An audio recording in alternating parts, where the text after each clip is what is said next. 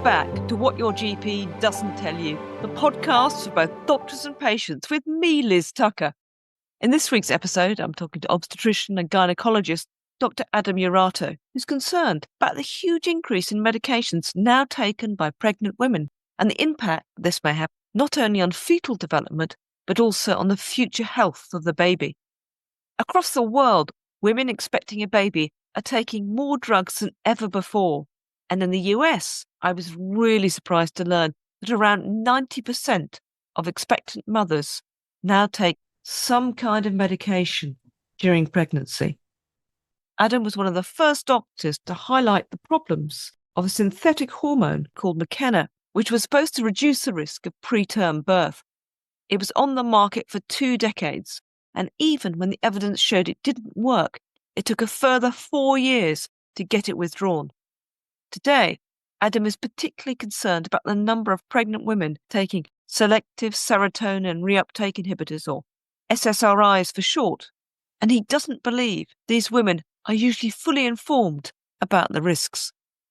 Yet, studies have shown that the medications increase the likelihood of miscarriage, birth defects, an early birth, a low birth weight, and postpartum hemorrhage. And in some cases, there also appears to be a potential impact on the baby after birth. But before we get to Adam's interview, a brief request from me. If you enjoy this podcast and would like to leave a review on Spotify or Apple, that would be much appreciated. It really helps. You can also become a paid supporter of the podcast at patreon.com/whatyourgpdoesn'ttellyu or via PayPal on my website, whatyourgpdoesn'ttellyu.com. A huge amount of work goes into both the research and production of this podcast, so even a small amount of money makes a huge difference. And you can find out more information about the pod on my website, where you can sign up for the podcast mailing list, follow me on Twitter at Liz C. Tucker, and on my Substack account, liz.tucker.substack.com. Many thanks. And now back to the interview with Adam. Dr. Adam Urato is a board-certified obstetrician and gynaecologist who trained at Harvard Medical School and now practices in Massachusetts in the US. He has a particular interest in the risks and benefits of medication during pregnancy and has written a number of peer-reviewed papers on the subject. Here's Adam's interview. Well, Adam, welcome to the podcast. Happy to be here. Thanks for having me. Adam, what sparked your particular interest in the potential risks and benefits of medication in pregnancy? I think it's sort of starting back earlier, even in my career when I was going through medical school and going through residency and just seeing the number of medications that patients are on. And I would say that we are probably the most exposed humans currently in all of human history to pharmaceuticals. And then in pregnancy, when I went through OBGYN and trained, and now maternal fetal medicine, I focus on high-risk pregnancies. I'm doing this counseling basically every day. And I'm also scanning babies every day. I'm doing ultrasound on pregnant women every day. And this impact of these medications on fetal development is sort of front and center for me on a regular basis. I was quite surprised when I looked at the stats because I think a lot of women would say they try to avoid any drugs during pregnancy, but actually a surprisingly large percentage of women do take drugs during pregnancy. That's right. It's interesting because it seems to kind of break into 2 broad groups. The estimates are about 90% of pregnant women take some kind of medication during pregnancy. Generally speaking, in the US, people, I think, take a greater level of drugs than anywhere else in the world. Yeah, I believe that number comes from the United States. That information I know best. In the particular area that I'm looking at now, for example, with antidepressants in pregnancy, those numbers are higher, roughly double in the US compared to Canada or Europe. Exposure of medications in pregnancy does seem to be across the board a phenomenon happening around the world, but certainly higher in some places and probably highest in the United States. Clearly, some women, for a number of reasons, might have to take drugs during pregnancy. So how do you balance the risks and benefits? Because, of course, no medication is 100% safe. That's right. It's not about making women feel guilty about needing medications during pregnancy. Really, the essence of this is about taking proper care of patients and correctly informing patients and the public. Big take home that I try to get across, and this is an important point, I think, not just for pregnant women, but for all of us. It's that medications are chemicals. They're synthetic chemical compounds. And so medications are chemicals, and chemicals have consequences for humans, in particular for developing fetuses. And so it's important always to keep that in mind and then balance that with the benefit or the need for the medication during the pregnancy. So basically, it's always a benefit risk analysis that one has to look at. You can't just say a medication is safe. That's sort of scientifically nonsensical. Liz, you just hit the nail on the head. That's exactly right. And I try to avoid talking like that about, well, is it safe?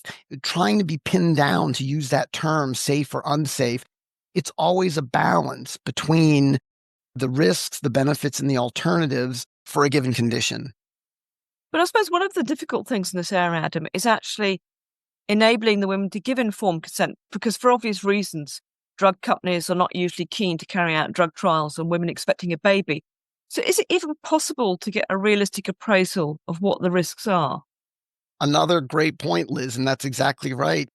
This is true for all of us, adults, children, all of us. There's so much we don't know about chemical impacts and medications on the human body. But when it comes to fetal development, it's even more so. And when it comes to the development of the fetal brain, even multiplied more so. Fetal development, you're going from a sperm and an egg to then a full human 40 weeks later. And so to get from there with all the structures of the body, but in particular the brain, given brain development, it's really an awe-inspiring process. But the number of reactions that have to go right are myriad. And adding chemicals into that is going to have some impacts. And therefore, because we can't completely study it and really ever know all of the possible effects, it really calls for the precautionary principle of trying to use the fewest medications, the lowest doses, the shortest period of time as the kind of goal or overarching approach to it. I remember a while ago reading the minutes of an old Joint Committee on Vaccination and Immunisation meeting, which is a British advisory group which advises the UK government on these matters, which concluded that a particular vaccine trial had not included pregnant women. Therefore, there was no evidence it was dangerous in pregnant women, which I suppose was true, but didn't seem to me very reassuring. That is, though, a lot of where we're at nowadays with vaccines and with medications in pregnancy. The notion that it's safe until proven harmful, which is completely backwards and completely against the precautionary principle and really completely against common sense. So they should be assumed to be harmful unless proven not harmful. Because we've seen time and time again throughout history, recent history, medications once thought safe, particularly in pregnancy, turned out to cause great harm. In fact, you had a guest on your show, Jennifer Vanderbes, who talked about thalidomide, and that's a drug very well known. Those were great episodes with her, by the way. I'm glad you did 2 of them with her. Thank you. That story is really important to know. And that drug, thalidomide, that was actually promoted, I believe, as being safe. I think the term that they used at the time was astonishingly safe as a drug. Yeah. And of course, it was nothing of the sort. It turned out to cause awful phocomelia, awful problems for developing babies, pregnancy loss. And then even in adults who used it, caused peripheral neuropathy and other injuries. So these drugs that are initially promoted or rolled out or sold as being safe and effective, often the arc of history is that over time, they're shown to be not safe and often not that effective. I caution patients and the public on this to remember that there's a business aspect to the rollout of a drug or vaccine. When those things are rolled out, the best way to get a sale on them is to promote them as safe, as effective. So that's going to be a natural part of the rollout of a product. The public needs to recognize that as essentially a sales pitch. But what typically is seen over time as we study these chemicals is that they're found to cause harm, not to be safe, and as I said, not to be very effective. And one could think of other obvious examples like DES or valproate acid. And as you say, they're initially marketed as safe, then gradually problems emerge.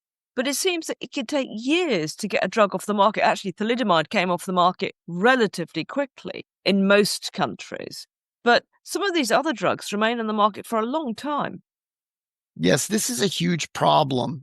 And a couple of things are going on with that. Thalidomide caused such a dramatic birth defect with the phocomelia that it was so obvious to everyone at that time. Just for anyone who doesn't know, phocomelia was the limb abnormalities. That's right. But with other abnormalities, with other drugs or in other scenarios, we've seen this lag time before they're taken off the market. Certainly DES was used for decades in millions of women because DES didn't cause a birth defect like phocomelia. DES was discovered to be causing problems with development of cancers and congenital uterine anomalies in the exposed offspring. But that took years and years to discover. And you can see it's much harder to find the link between that. Absolutely, Liz. Absolutely. And that gets us to another issue or another point, which is that what about the brain changes that are occurring when we're using these drugs that affect developing fetal brain? In particular, the psychiatric drugs, SSRI antidepressants, I talk about a lot.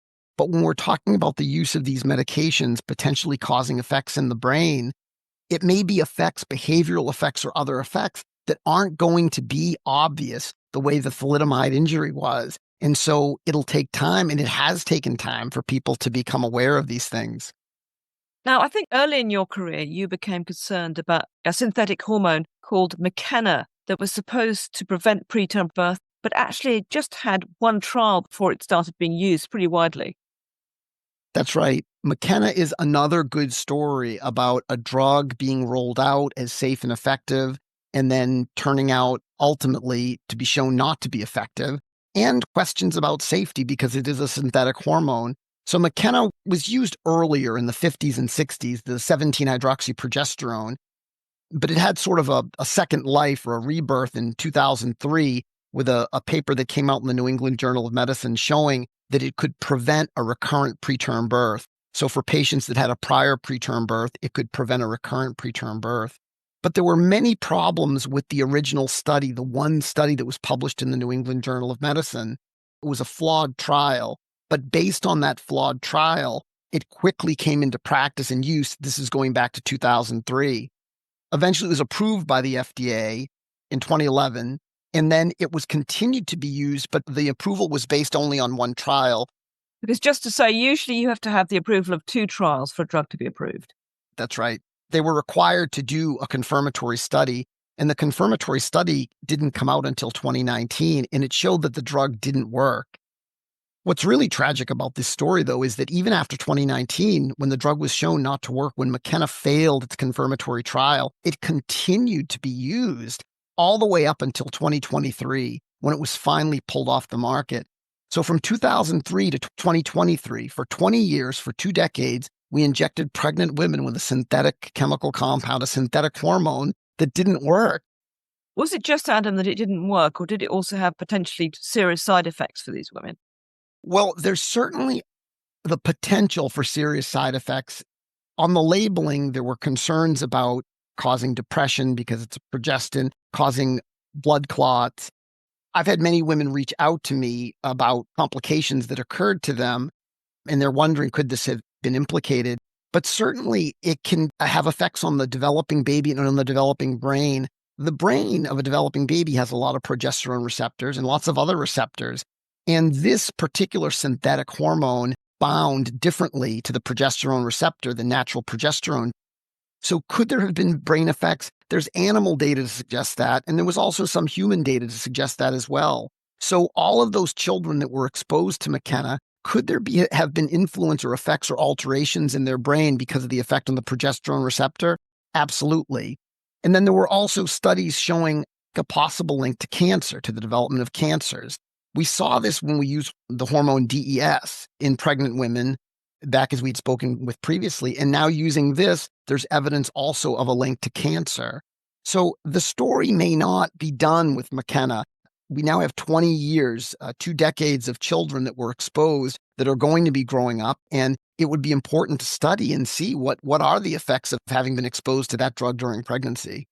Now, you actually spoke out about this at the time. Yeah, I was very active in this. I think it's really important to have voices that are speaking out on this topic in this area.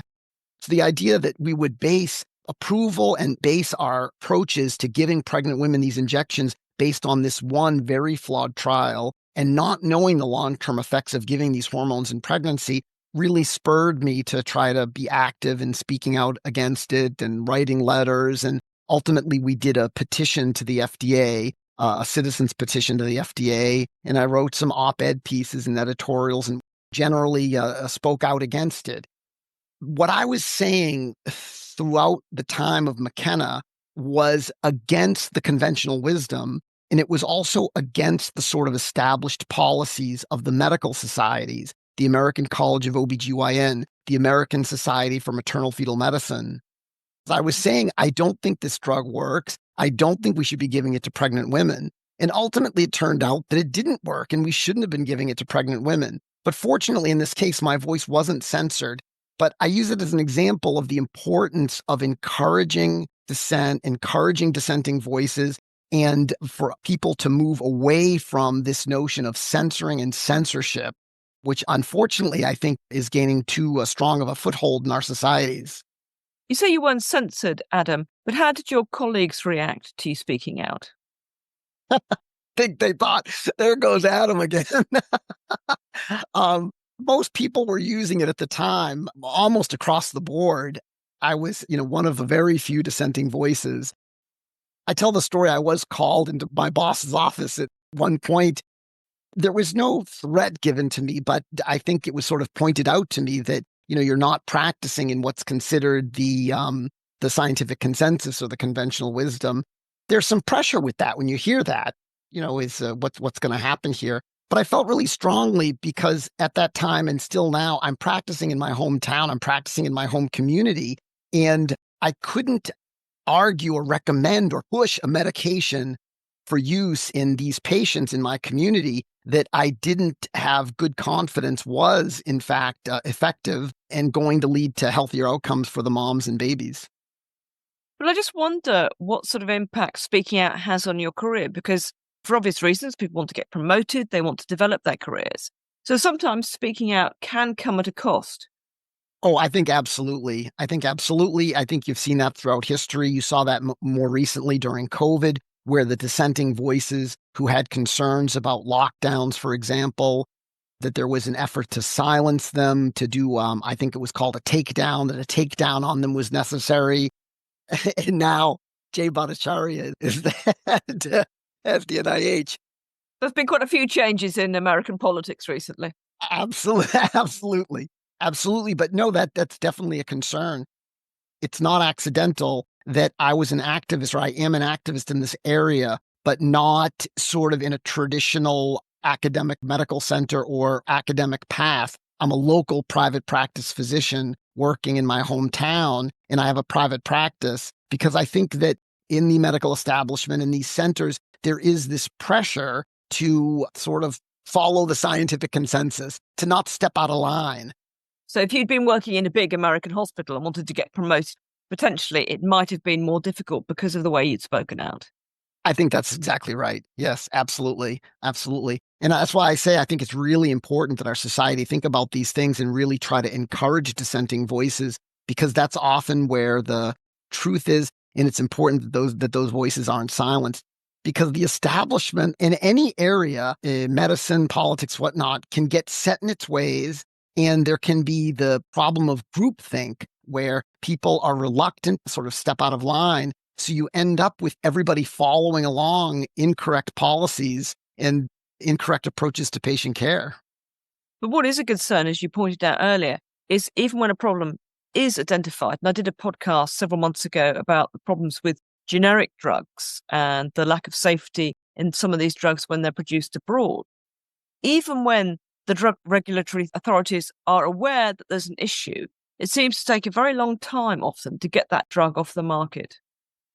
Yeah, and I really think this is a tragedy. And I go back to my own experience with Makena.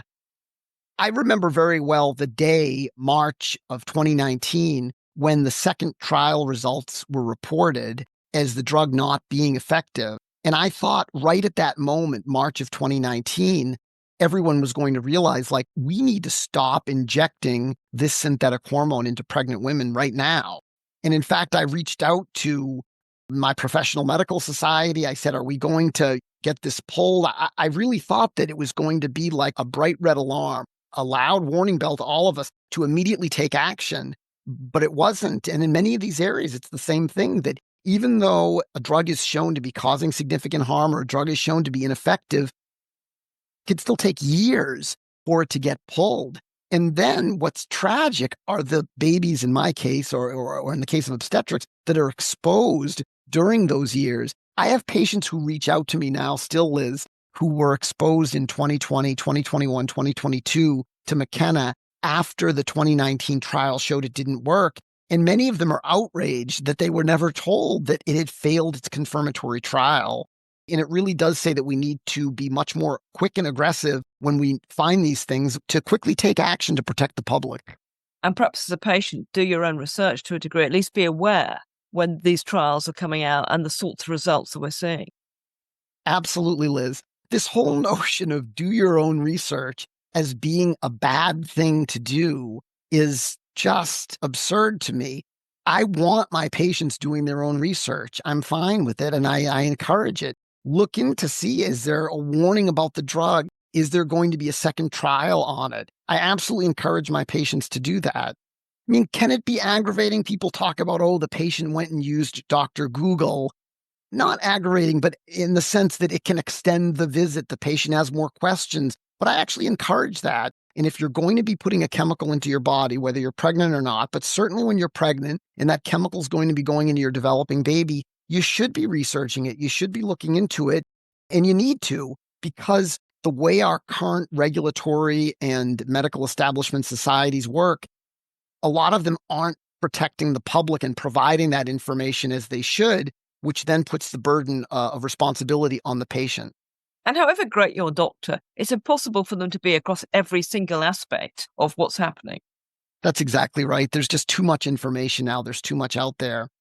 I just want to add, though, on this, I believe in my colleagues. I trust my colleagues. People want to do the right thing by and large for patients, but the financial incentives are typically to use the drug, to do the procedure. And so what ends up, I think, happening, and patients and the public need to be aware of this, is that the information systems that we have in society, whether it's the experts or the professional medical societies or even the media, many of these bodies, which should be protecting the public and working day and night on behalf of the public to prevent them from harmful drugs, they're not functioning that way by and large. They're often functioning the way the society has developed on behalf of the pharmaceutical industry to promote the drugs to the public. This is what we've seen time and again with examples.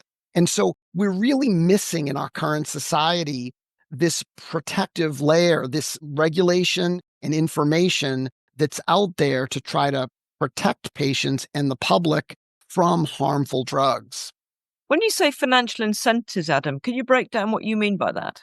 There's this revenue that pushes the cycle so that even things that don't work do work in a sense financially, because by making money, by making the sales, the drug company was then able to sponsor researchers, key opinion leaders, the medical societies, which then are able to promote the use of the drug through their algorithms, encouraging its use. And then that helps to improve use, which leads to more profit, which leads to the ability to then buy more key opinion leaders or sponsor more medical societies. And Adam, can you explain how that key opinion leader model works? The key opinion leaders are experts in the area who are then go out, they give talks, they write papers, they write op-eds promoting the use of the product. These will be practicing consultants usually in the particular field. That's right. And typically over time, they develop a big reputation either through their research or either from being a key opinion leader. And I would also say it's not just the key opinion leaders, but it's also the professional medical societies who then make the drug part of their algorithm, their recommended algorithm. Then once that occurs, it allows more use of the drug, which generates more revenue, which then is fed back into the key opinion leaders and the professional medical societies. All of that cash revenue stops. That cycle, that financial cycle stops once the drug is no longer being used. So it creates, for any drug or device, it creates this incentive for use because it fuels the system. And so even when the drug doesn't actually work, it works in a financial sense because it gets used in the office, it generates revenue. The revenue can be used to help further promotion through various mechanisms to further the use. If you think about it, there's no cash cycle that occurs when a patient is not using a drug. There's no cash being generated to then sponsor people who would argue not to use the drug. In the sort of overarching battle or struggle between over medical utilization or use of drugs and devices versus caution, the forces of overutilization always have the upper hand because overutilization generates revenue, which can then be used to promote further overutilization. And as a doctor, Adam, would you ever be offered financial incentive to prescribe one drug over another? I personally have not had that happen to me, but I think that drug reps probably know that I'm not going to. If the drug reps targeting you, they haven't done very good research. But the principle. Yes, I think that does go on. I think that does go on. I know, though, that another mechanism is to get it as part of the standard of care, which then can lead physicians to be penalized if they're not using that drug. And this was going on with Makena, where it was considered the standard of care to prevent a repeat preterm birth, and I believe a penalty in some places for not using Makena during pregnancy because you weren't following the standard of care to prevent a preterm birth. So again, this is going to push physicians to use the drug. And do we have any sense, Adam, say since the 1950s, 1960s, how much drug usage has increased in pregnant women? So I have a tweet on this. I don't think I'll be able to pull it up readily right now, but it's shown the increase over time. The startling figure from it shows use of 4 or more medications and use of 4 or more medications in the first trimester. And those rates have gone up steadily. This is an important thing for your listeners, Liz, is that basically everything goes across the placenta. This notion that the placenta serves as a iron barrier to things to protect the baby, that's not what's going on. All of these medications, virtually all of them, are small molecules and they freely cross the placenta. It's only a larger protein, for example, like insulin or like heparin that stays on the maternal side. But all of these are readily crossing over. So when you say 4 or more medications, what percentage of pregnant women will be likely to be on those drugs? I'd have to go back, Liz, and pull the paper, but I think that rate was as high as 30 or 40 or 50%, and it's shown to have gone up over time. And that's in the US or worldwide? I believe this was a US study. Okay, which you'd expect to be higher. That's correct. When I look at the prenatal charts, I mean, it's not uncommon to see patients come into the pregnancy, for example, on 1 or even 2 psychotropic drugs, mental health medications. She might be on Zoloft, she might be on another medication, and then she might get a urinary tract infection or a yeast infection early in the pregnancy, be on another medication at that point, and then following her through the pregnancy. Now, the current guidelines from the American College of OBGYN and the CDC and the Society of Maternal Fetal Medicine recommend essentially 4 vaccines during the pregnancy, which is for COVID, which is for flu, which is for Tdap, RSV. Now you've got 4 more pharmaceutical exposures for these women. What trials have been done in pregnant women on these vaccines? You're asking a great question. The short answer to this is essentially none. Basically, no good trials on these things, and certainly no good trials looking at the combination of them. We just don't know what activating the maternal immune system does. It's just not there. That information's not there. And the women coming into your clinic, wondered on an anecdotal basis what sense you have for the percentage of your patients who are on medication. Well, in my home community, I have a lot of patients who fall into that concern category. The moms ask, could this affect the baby? Could this affect the development? And honestly, because there hasn't been enough study, or in many cases, virtually any study, the answer is often we don't know. basically patients need to understand this, is that they're in an experiment, essentially. I mean, for the first time in human history, we're exposing pregnant women to a large number of pharmaceuticals, medications, and vaccinations without knowing what that actually means. Now, you rightly say, of course, no one wants to make a woman feel guilty about taking a drug in pregnancy, but it seems in some areas of medicine, it's a particularly difficult judgment to make as to whether the benefits outperform the risks. I mean, you touched on earlier psychotropic drugs, but if one looks at the antidepressant group of drugs, say the SSRIs, for example, it's quite difficult in that particular group to know what the benefits are versus the risks. Absolutely. Yeah, that area is sort of the area that I'm most active in right now. In particularly the information that's out there in terms of the effects on the developing fetal brain. When we look at SSRI use in pregnancy, this has gone up since Prozac was initially launched in 1987. And rates now depend on the study, but they run anywhere between 5 and 10% in the United States. And that's a substantial number of developing babies being exposed to these drugs.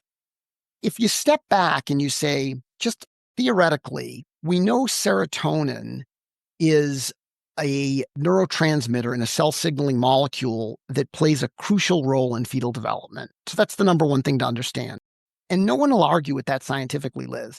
You bring in a whole bunch of scientists, you interview them, they'll tell you serotonin plays a crucial role in fetal development. The second thing, number two, to understand is that the SSRIs and other psychiatric drugs affect the serotonin system. Again, that's not in dispute scientifically. So if you just take those two thoughts and think about them, you recognize that then the conclusion has to be that the SSRIs will affect fetal development. And that's exactly what we're seeing.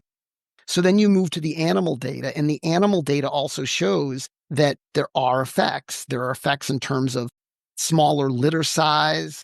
There are effects in terms of how the offspring, typically mice and rats, behave after they've been exposed in utero and they're born. They often will have what the researchers refer to as autistic-like traits. They'll have sometimes motor difficulties. They'll often have sexual differences, sexual changes in terms of their copulatory activity, sexual engagement. It causes those effects. The studies are somewhat mixed in humans because it's harder to study in humans. You have to look at things like, were they actually exposed? For example, if you use a large database, you might say, well, we'll look to see who was exposed by whether they got a prescription for the drug. But I know from seeing this every day in my office, women who get a prescription, they don't always take it, or they take it for a couple of days and stop. Those women would be considered exposed to the medication, but they weren't truly exposed. So human studies can be mixed. But that being said, we still see increased rates of birth defects. We see increased rates of miscarriage. We see increased rates of preterm birth, increased rates of low birth weight. We see increased rates of preeclampsia, a disease where the blood pressure goes up at the end of pregnancy. One very important thing that we're seeing more of with the use of SSRIs in pregnancy is postpartum hemorrhage. Now, we know the SSRIs affect platelet serotonin. Platelets are important for blood clotting. The SSRIs affect that, and they cause bleeding. This is true for orthopedic surgery, for elderly with hip fractures, etc., and it also applies to pregnant women. In the newborn period, though, we see increased rates of what's called poor neonatal adaptation, or newborn behavioral syndrome. That's where the babies are more agitated, they're irritable, they're restless, they have trouble with their temperature regulation, they have trouble with low blood sugar, hypoglycemia. They're more likely to end up going into the NICU. Those rates are significantly different between SSRI exposed and non-exposed.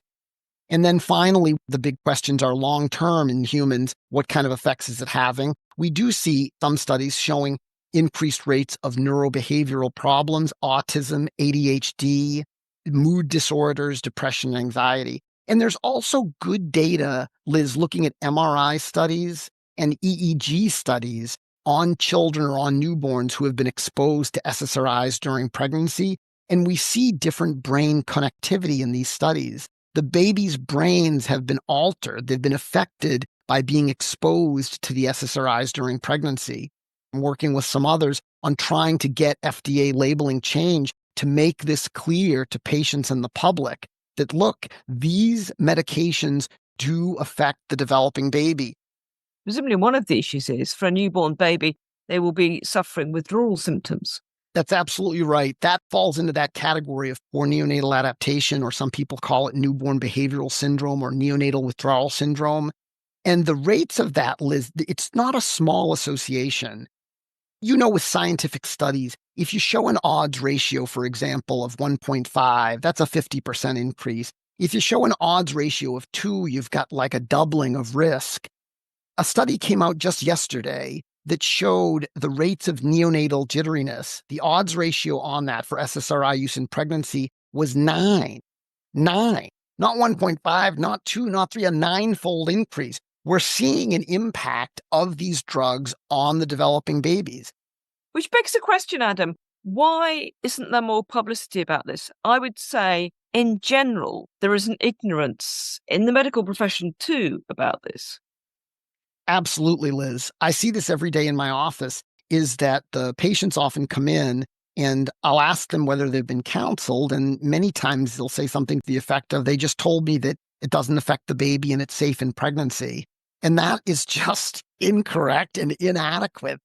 It's not in widespread public knowledge, the complications that I just described to you. And I think because the sort of propaganda on this that's kind of become the conventional wisdom is that pregnant women should treat their mental health issues the way they would treat diabetes. And this is not correct. If a pregnant woman has diabetes, by taking her insulin, she controls her diabetes, she leads to better health outcomes for mom and baby. And that has been sort of hijacked with the psychotropics, that model to say that if a pregnant woman takes her mental health medications, she has a better treatment, she has a better mood, and that then leads to better pregnancy outcomes for moms and babies. But what the studies show is that the group of women that are on the medications, on psychotropic medications, have worse outcome, have more complications. We're seeing this again and again. But I think part of the reason that information is not getting out is actually people want to have compassion for pregnant women who are distressed, who are suffering, who have depression. And I understand that. But part of compassionate care has to be giving them correct information on the risks of the medications. And is it possible, looking not just at psychotropic drugs, but drugs in general, to have any system of discerning if a drug is more likely to be dangerous than another? So they try to do this by understanding the biology, understanding the basic science, doing animal studies with it. Unfortunately, there are gaps in that. And there can be, again, effects that we don't pick up until later, or effects that are specific to humans that weren't picked up earlier in the animal models. So it doesn't mean you can't take anything during pregnancy, but it means that you've got to be very careful and try to use the fewest medications, the lowest doses, the least period of time. And I would even extend this out for your listeners out there who are thinking, oh, this is just all about pregnancy. I would extend that out to all of us, because there's so much we don't know about chemical impacts on the human body and the human brain. Because of that, it's so important to try to reduce medication exposure, to deprescribe and reduce the number of medications you're on and the length of time that you're taking them. A good example is something like the asthma drug, Singulair, or Montelukast. I hope I'm pronouncing that correctly. It's an asthma drug, but over time, it was recognized that it was causing severe psychiatric problems. And now there's an FDA black box warning on that drug because of agitation, because of aggressive behavior, because of suicide. You may think, oh, I'm taking an asthma drug and this is going to just go to my lungs and help improve my asthma. But when you take that chemical, that's going everywhere. That's going into your lungs, that's going into your liver, and that's going up into your brain. In the case of Singulair, it was being shown to have significant impacts, psychiatric impacts on the brain. I suppose another factor in pregnancy is it seems that some drugs are more dangerous in the first trimester, whereas others are more dangerous in the second or third, for example. And I assume that's closely linked to the different parts of the fetus that the drug may affect. Yeah, that's right. The timing effects of this is actually fascinating. And thalidomide was one of the examples of this, where people tried to pinpoint, like based on what day or days or week the woman was taking it, what kind of abnormality would be present in the fetal limbs, or whether there would be loss of the whole pregnancy. it really is timing specific. And structurally, the fetus is formed during the first 8-10 weeks, the embryonic period. So structural defects, that's going to be the problem during that time. But you're not out of the woods just with structural defects. The rest of the pregnancy, there's significant development and maturation, particularly in the brain, in the lungs, etc. There's growth of all of these structures. So ongoing chemical exposure during that time can certainly still cause issues, even though it may not show up with a gross birth defect, for example, a cardiac defect. You can still have really significant impacts moving forward in the pregnancy. And what happens after birth, Adam, if the mother is breastfeeding? What do we know about the potential risks to the baby at that point? Yeah, the whole issue of medication exposure during breastfeeding is a very interesting one. So for the most part, the usual approach is to encourage breastfeeding because of the benefits, the closeness, and all of the other benefits that come from babies getting breast milk. But there is some exposure to the drug, and that varies depending not only on the drug, but on the peculiarities and the specifics of what we call the mother-baby dyad. It's a fascinating system where a certain mom may concentrate the drug in her breast milk to a larger extent than another mom does. And a certain baby, because of that way that baby suckles, the way that baby feeds, and the way that baby processes the drug, may end up with higher levels of the drug itself than other babies do. So, for example, with the SSRIs, you may have many women that are able to breastfeed or do breastfeed without impact or apparent impact on the baby, but you'll have some case reports that will come out of the babies becoming somnolent or having other effects from too much drug getting into them. And then when they check the drug levels, they'll find abnormal drug levels. And so what's going on there? It's probably that particular mom, the way she processes, the way she forms her breast milk, the way she processes the drug is concentrating to some extent that drug in her breast milk. And that particular baby, just because of the way that baby's genetics and biology is also not breaking it down. And so you end up with what can be significant effects in the breastfeeding baby. So it's always important to approach even that with caution, and certainly for the moms to realize there can be effects and for the pediatricians to be aware of these things if there are effects on the baby. And of course, Adam, we've been really talking about the impact on the pregnant woman. But what happens at the point of conception if the father is taking drugs? What do we know about that? So people have looked at that in various ways, various studies. We know that medications are going to have impacts on the developing sperm. There's some interesting studies looking, for example, at the SSRIs' impact on sperm. And there's a study, Akashay, the lead author, and that was looking, I believe, at Zoloft or sertraline effects on sperm morphology and sperm motility, sperm movement. And there were definitely effects. They'll have chemical effects on the developing male sperm. So many of those effects, though, will make those sperm less likely to fertilize the egg, will make less motility, etc. When there actually is fertilization and then development of the embryo, development of the baby, was the fact that the father was on a medication, is that going to have an impact? Most studies have not shown that. There have been suggestions of that in some studies. There was a suggestion of that, for example, with the drug metformin, which is used for diabetes, that paternal use of metformin might result in fetal abnormalities or problems. But by and large, that hasn't been shown. So finally, Adam, if a pregnant woman is listening to this now and wondering whether to take a drug or not, what process should she go through? Who should she talk to? I think the big thing for that patient to do is to keep in mind, as I started off with, that pregnant women shouldn't feel like they're horrible people if they need a medication for whatever health condition that they have. We have patients, for example, with very high blood pressure. And when they're pregnant, many of them will be placed on an antihypertensive medication, a blood pressure medication. Will that medication cross the placenta? Will it go into the developing baby? Yes. Can there be fetal effects from that? Yes. But we don't tell those moms, look, you're pregnant. You've just got to have very high blood pressure and have a stroke, perhaps. So pregnant women coming in on medications or thinking about these things need to recognize that, be treated compassionately, and then they really need to collect as much information as they can about the drug and about what's known out there, and to talk to certainly their physician and then to talk to others. And I would even encourage patients to research it themselves. look on the internet, listen to podcasts like this one, try to gather as much information as they possibly can about it, and then follow the principle of trying to use the fewest medications at the lowest doses for the least amount of time, but while still taking appropriate care of the mother.